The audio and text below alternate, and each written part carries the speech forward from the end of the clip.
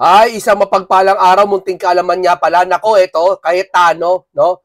Talagang napakahusay po talaga ni Senator Cayetano na halos ang layo kung ikukumpara mo talaga sa Senate President ngayon. Kailangan talaga dapat ito yung ginawang Senate President eh. Kung ito yung naging Senate President, ha, tapos na ang usapan tungkol sa flood control. Hindi, ako seryoso to ha. Sa yung galing ni Senate Cayetano, wala sa galing ng ibang senador. Kaya niya magbalanse. Kaaway man niya, pero itinuturing niyang mabuti pag yung sinasabi ng isang bagay na kaaway niya, halimbawa nakagalitan niya mga senador, nababalanse niya para sa ikabubuti ng institusyon. Diba? Hindi katulad ngayon, nakaupo ngayong Senate President, ha, walang ibang iniisip kundi yung sarili niya. Totoo lang. Bakit? Ibiruin mo, nakikita nila binababoy na ang Senado. Ano ginagawa niya? Wala siyang ginagawang aksyon. Ha? Marcoleta, binabakbakan si Senator Dante Marcoleta, binabakbakan sa social media tungkol doon sa mga resource person. Ano ginagawa ng SP? Walang ginagawa ng SP. Ha? Bagkus na ikipagsagutan pa. Diba? O eto, painggan nyo si Cayetano, ha? Painggan nyo. Ng minority. Dali. Talagang dito mo lang makikita mo rito yung pinagkaiba ng dalawa. Dito parang lumalabas, nilecturean talagang parang tinuruan o nilecturean ni Cayetano na ganito maging SP. Diba? Pinatunayan niya na dito na ganito maging Senate President. Bilang yung main concern ko ngayon bilang minority leader, bilang tagapagsalita ng minority, bilang isang nasa oposisyon, ay yung tingin sa atin ng buong mundo. So, dalawa pong main concern. Una, meron tayong mahigit 10 milyong Pilipino na nasa abroad. Napakaraming Pilipino nagka-travel everyday. Pangalawa, yung investment sa ating bansa. Hindi sustainable yung paraan kung paano natin na-address ang corruption, ang massive corruption. We have to address it. We have to address it. We have to be decisive. Kailangan may major reforms, tunay na pagbabago. Kailangan may makulong. Pero the way we're doing it, na parang circus araw-araw, lubusan na apektuhan ng image ng ating... Nagpapasirkus na naman po, Senator Cayetano, nagpapasirkus na naman si School Bukol eh. May totoo lang, siya po talaga ang punot dulo nito eh. Kung bakit may ICI, kung totoo ba't siya may ICI? Dahil po sa Senate President. Sa akin lang bakit?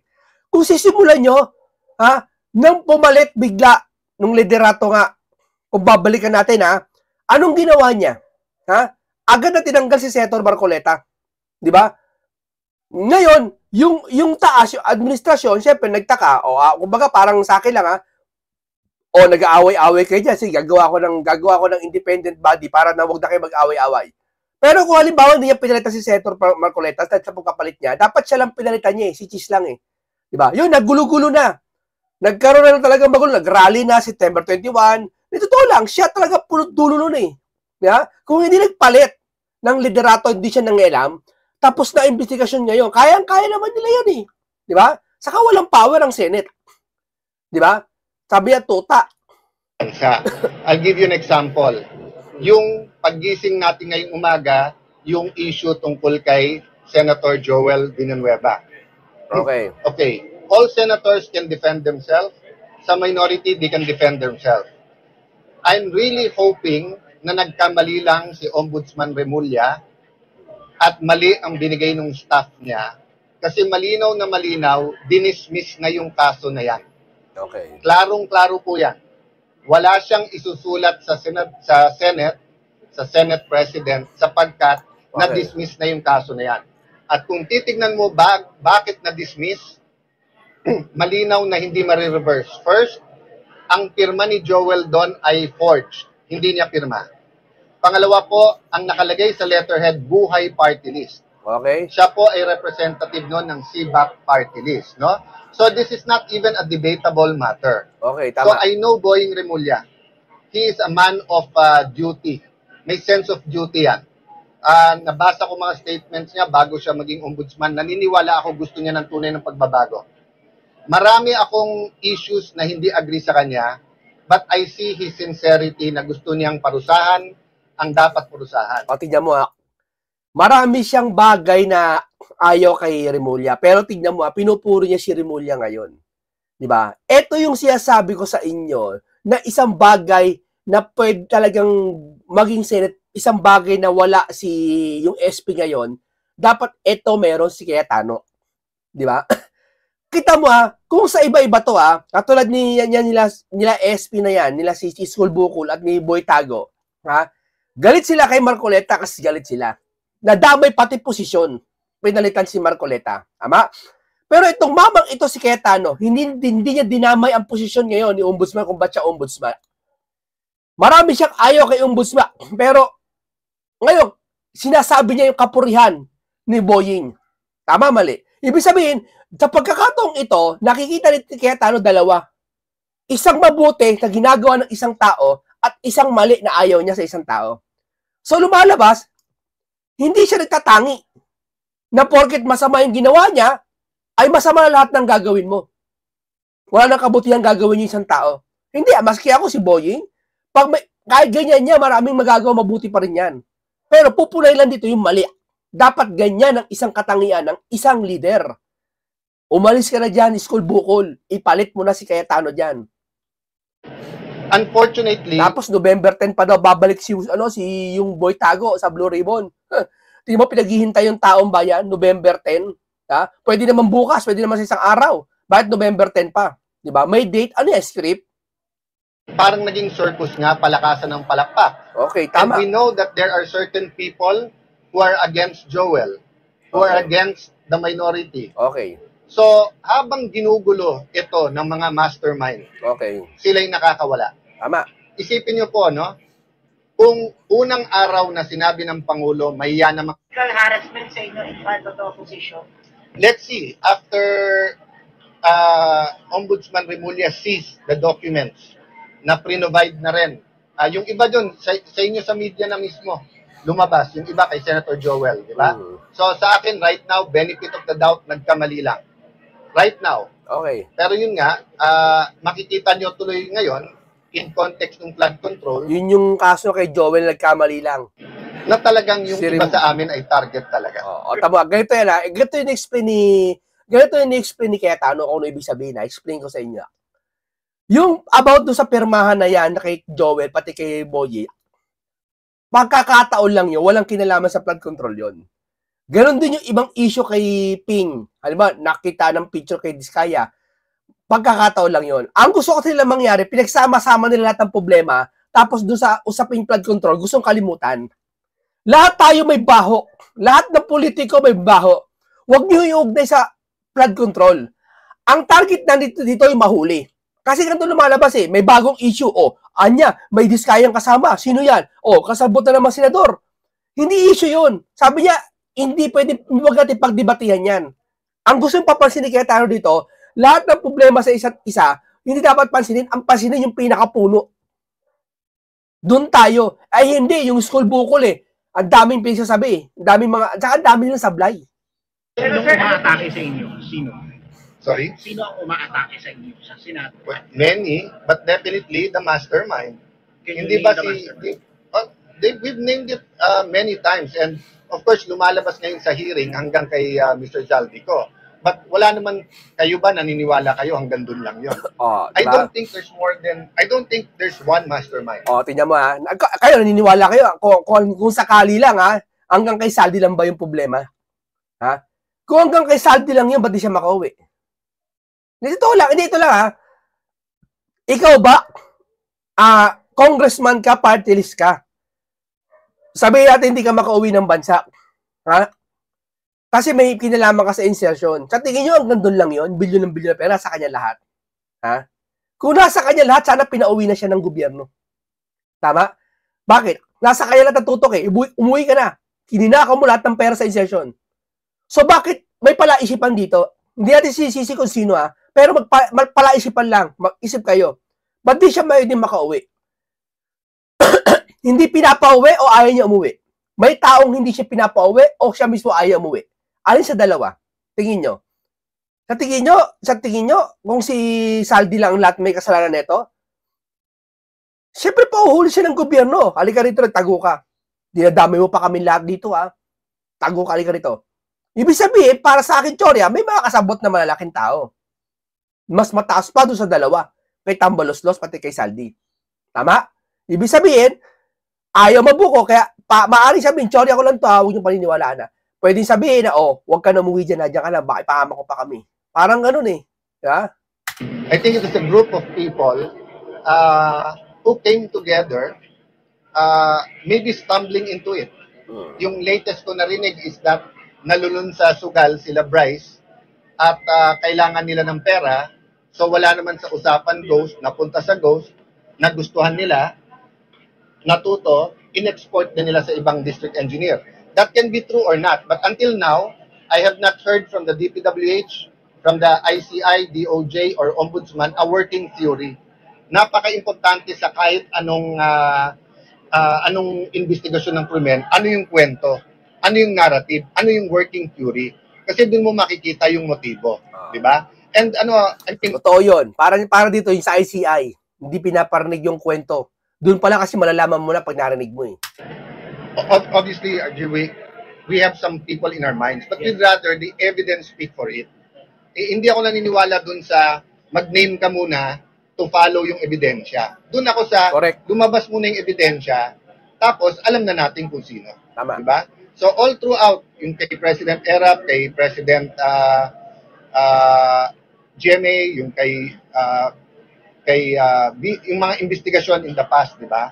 Nauna muna yung ebidensya, saka kami nagsalita. So yun lang pakiusap namin na ituloy-tuloy natin yung investigasyon na to, pero huwag tayong pahit na ma-distract. Kaya kung sana pending yung kaso at saka dapat siyang alisin, di kahit member siya ng minority, kahit sino man siya, di ba? Kahit Senate President siya. Pero ngayon na nakita nating maling-mali, sana tayuan ng buong Senado at sana nga nagkamali lang and medyo madisiplina ni Ombudsman Boying yung nagbigay sa kanya noon. Sir, ano advice yung kay Senate President kayo kung papareceive daw sa Senate yung particular na inilabas niyo? It's not for me to advise the Senate President, di ba? But yun ang difference ng minority leader at saka ng Senate President. The Senate President is not only the father of the majority. Siya din ang tatay ng buong Senado. Tama. Di ba? Tama ka dyan. Di ba? Pag siya ang tatay ng buong Senado, 24 lang yung mga yan. Sino tatay dyan? Si SP. So, si SP School Bukol. Ang Senado na inaatake, o kahit member ng minority, kahit independent, pero foul, mali. Ang mabubugbog yung sambayan. Tandaan nyo, 24 lang kami. Ito ang nabubugbog sa isang sambayanan, sambahayan, sa isang bahay, pag yung anak, mga suwail yung mga anak mo, sino pinabibintangan? Di ba yung mga magulang? Okay, ako wala yung nanay mo, nasa abroad, tatay mo doon. Tatay pagpuputukan. O bakit ganyan mga anak mo? Barumbado, ika niya, pinalaki mong ganyan. Di ba? So, ibig sabihin, kung yung tatay ka, bilang tatay ka ng mga senador is SP ka, may obligasyon ka naman na kapag ang Senado, ang institusyon nyo, napapahiya na at alam mong mali, ikaw gagawa ng paraan. Hindi, si Cayetano ito tumitindig sa ating harapan na siya mismo nagpapaliwanag na bagay na hindi natin nakita kay SP Bulaga. Bakit? Parang dito lumalabas dito si Cayetano na tinuruan niya si Soto na paano maging SP. Tama, mali. Dito sa pagkakataong ito, kasi sinabi niya, ikaw ang tatay ng institusyon na yan, ng Senado. Papayag ka ba na kapag mayroon isang nagkakagulo, sasakyan nyo na lang? Hindi mo ba pwedeng sabihin, pagtanggol man lang teka muna, huwag nyo pabibintangan yung mga senador. Iimbestigahan na namin. Hindi na pala iba sa amin. Kaya pala si Senator Marcoleta pinabayaan nyo. Bakit? Pinabayaan nyo ibas ng mga protector doon ng mga diskaya, tapos yung kay Orly Gutesa, yung notaryo, hindi nyo pinaglaban. May tag-isa-isa pala kayong kopya ng statement ni Gutesa yung sinasabi ng iba na si Marcoleta daw, binago yung script. Meron pala kayong script na dala Binigyan din kayo ng kopya. Ano ibig kong sabihin? Doon pala dapat pinagtanggol nyo, hindi si Senator Marcoleta, kundi yung Senado, yung institusyon, gawain niya ng isang ama, ng isang sambayan, at katumbas niyan, yung SP, dapat ang gagawa. Anong ginawa? Di ba? Kaya dito sa pagkakataong ito, si Cayetano, para kang tinuruan. na ganito maging Senate President. So, napakadali na maglabas ang ombudsman ng para sa 8, 9, and then dibain ang Senado. But Tama. I'm not ready to say that intentional to sa part ni Ombudsman Remulla. Ako'y naniniwala, mali yung Remember, saan ba nag-umpisa to? Isa lang, kay dating Secretary Leila de Lima. Na sa kagustuhan niya, ipakita na patas siya, hindi lang kalaban ng Aquino administrasyon ang kinasuhan din si Joel Villanueva kahit na walang pweba, walang ebidensya, kahit mali. Kahit sa confirmation hearing niya, inadmit niya na kulang na ang pirma, ang letterhead, buhay party list. Ang pirma, hindi pirma ni Joel, tinuloy pa rin niya. Diba? So, yun, Ombudsman Remulla does not deserve advisors like Leila de Lima kasi mapapahamak ka lang. Mapapahamak. Unfortunately, malakas ang boses ngayon sa administrasyon at sa House of Representatives for her own purposes. This is not for the people. It's their own politics. Tama. Di ba? Kasi, naku, halata naman eh. Hindi kayo para sa taong bayan. Maniwala kayo. Itong mga dilawan na to, hindi para sa taong bayan yan. Lalo yung isa, yung isa na, yan si Tredeling, hindi para sa taong bayan yan. Maniwala kayo sa akin. Kung para sa taong bayan yan, dapat yung ang binabatikos niya lahat, hindi lang si Bongo. Yeah? Lahat binabatikos niya. Kasi para lahat na apektuhan eh. Bakit? Kung palagay natin si Bongo nagkasala, no? Palagay natin si Bongo nakakuha ng pera, no? Bakit? Yung ba naapektuhan ni Bongo ng mga tao, selective lang? Hindi, yung mga naapektuhan ba lang kay Bongo, halimbawa, kung nangurakot si Bongo, tatay niya, sa CLTG na kumpanya, yung naapektuhan ba mga tao nun? Hindi ba naapektuhan ng mga tao rin yung naapektuhan ng mastermind niya yun? Ha? Para sa naman, di ba? Eh, ba't si Bongo lang inaano nyo? Oh, yung sabihin, selective. Yung sabihin, hindi para sa taong bayan, kundi para sa sarili nyo. Sir, i-raise nyo rin kung ito bukas sa budget ng Ombudsman. I'm waiting what his response after he reviewed this, di ba? There are some debates for me that are worth it. There are some debates na it's just a show, di ba? So sa akin, whether harapin siya o hindi sa budget, it's a matter of what's right or wrong. Assuming he wants to reverse that, may proseso yan. Kung gusto niya i-revive, may batas yan, may proseso. Pero hindi naman pwedeng biglang susulat ka at sabihin mo yung mas maagang desisyon na re-reverse na later on ang masusunod. Nama. Di ba? Hindi naman pwede yun. Sir, Malinaw yun. Walang due process nun. Martial law na tayo nun. Magaling tumamang to. Pero talpak na agad yung information yata at yung dinaya. It happens, and as I said, let's give him time to review it. Nakita mo yung pag-interview sa kanya, lahat ng tao binabanggit halos, pero hindi niya binabatikos, pero sinasabi niya yung mga dapat gawin. Ito talaga ang dapat Senate President. Malinaw naman yung mga dokumento. So I'm looking at the bigger picture. The news here for me is not... yung isa, di ba, isang Senate President, di ba, puro sama ng loob pag in-interview mo. Nagmamagaling. Ay, wala nun. Hindi. Di ba pwede yun? Ay, sorry mo lang pera. Di ba? Walang laman walang sustansya. Di ba? A mistake, but rather, is it an unwitting... Kasi pwedeng wittingly or unwittingly yung atake sa Senado. Unwittingly na yung ibig sabihin, hindi mo sinasadya, hindi mo alam atake. Kasi finid ka ng mali. Wittingly means talagang nag-target ka. And I don't believe Ombudsman Remulla will do that. I think his heart is in the right place, pero napakaraming boses. Remember, no? Bawat distrito na may project ang 15 contractor na to, nagtuturuan na yan. Kasi may politika dyan eh. Tama. May naglalaban na mayor dyan, may naglalaban na governor dyan, may naglalaban na congressman dyan. Di ba? Sa national, ganun din. Bawat gawin ng pink, galit DDS, galit yung Marcos, galit. So, iba-iba na kampihan ngayon. But yun nga ang point ko po, di ba? When does politics give way? First, bansa na natin tinatamaan eh. Mga Pilipino, pag nagta-travel, kinakansyawan na korap kayo eh. Oo, tama. Bilangin nyo ha, duda ko walang 10,000 taong involved dito eh. Sama mo na lahat ng DPWH, sama mo na buong Kongreso, sama mo na ilang kabinete. Baka 3,000, 5,000 ang pinag-uusapan sa corruption. 110 million Filipinos tayo. Deserving ba na sa ibang bansa? At tawagin buong Pilipinas, buong Pilipino na corrupt? Kaya nga in-expose di ba? Sa atin, sa local, naiintindihan natin yan. naintindihan natin na hinahabol natin corrupt. Pero sa abroad, hindi eh. Tama. Kasi nga, it's being handled like a circus. Tama. Alam mo, ito lang napakadami yan. Sabi niya 3,000 corruption. Hindi. Baka 100,000 yan eh. Na mga tao individual eh. Bantayan niyo yung mga LGU. Oo. May mga corruption din diyan na maliliit. Sabi ko kasi simpleng ballpen na lang eh. Ako dati gumagawa ako ng budget. Sabi ko sa inyo, simpleng computer eh. Simpleng computer Babudgetan magkano alagay sa budget ng isang unit, Magkano? 100,000 isang computer. 8 ang kailangan. Magkano budget? 800,000. Tama? Matatapos pag yung computer, na-deliver na sa inyo, nabili na. Ika nga, nabili na. Pagkita mo sa computer, ang baba na specs. Hindi tigo 100,000 yung binili. Tagko 40 lang. Oh. Asan yung 60,000? 8 computer yon. So may kickback. Diba? Doon makikita sa appraise i-appraise mo yung computer. Teka muna, hindi 100,000 ang presyo nito. Akala ko ba yung binadgetan namin 100,000 ang isang unit? Dito parang 40 lang eh.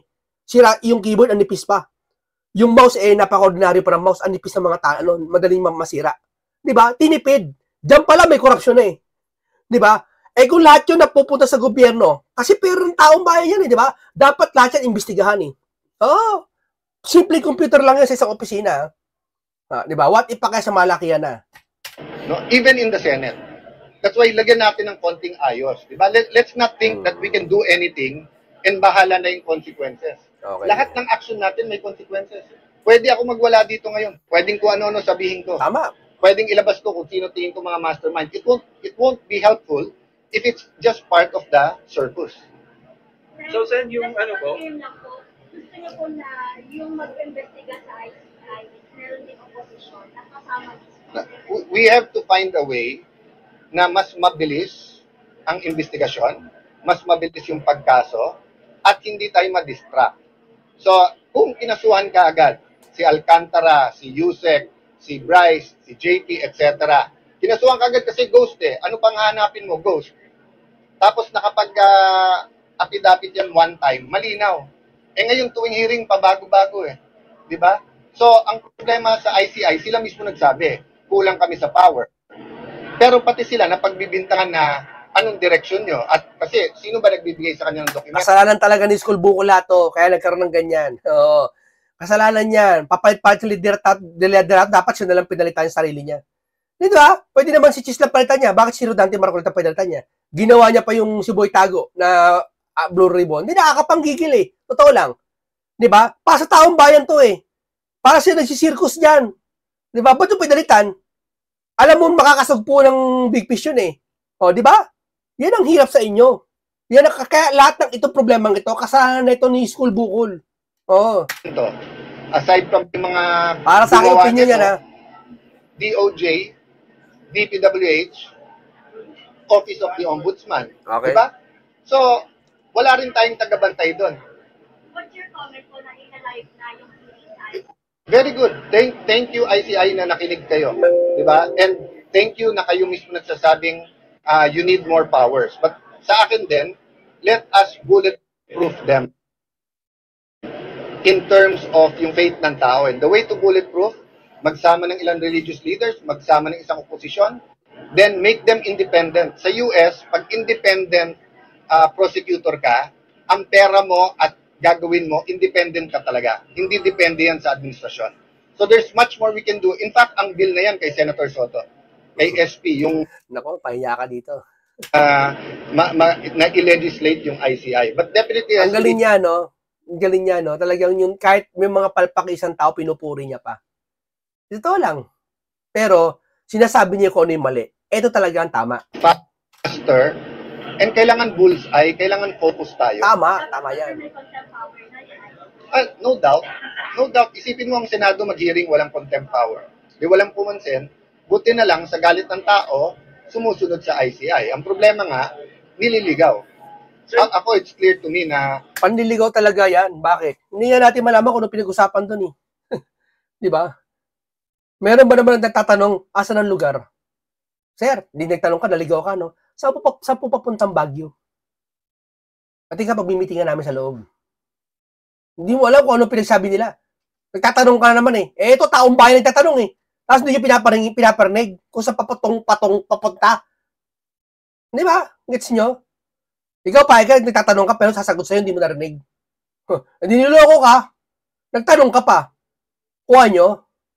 Ang Oplan lahat ngayon, Oplan, nung una, Oplan ligaw. Nililigawan yung mga witness na wag kumanta, wag ganyan. Ngayon, ang Oplan na, iligaw. Iligaw kung outside kung sino yung mga most guilty dito. Since si former Senator Trillanes nag-file ng plunder case against Senator Bongo and former President Duterte, your opinion on that? Yeah. You know my opinion about the different people, etc. People who lie can tell the truth. People who tell the truth can lie. So the document and the evidence will speak for itself. I'm confident Bongo can defend himself. Diba? So yun ang proseso. So if anyone has anything against anyone, i-file nyo. Diba? Yun ang tamang proseso. At yun nga, sinasabi... Ibig sabihin, yung kay Trilling at kay Bongo, i-file nyo yung kaso. Sige. Pero wag mo idamay lahat na porket ando yung issue, eh kay Bongo lahat. Diba? So whether witnesses dito, ligawan, nililigaw, na wag kumanta, wag ganyan. Tama kasi panliligaw na yung ginagawa ngayon eh. Hahanap sila ng ano, pumutok lang yung bulkan ng ganito, doon po focus. Diba? Ngayon, ang Oplan na, iligaw.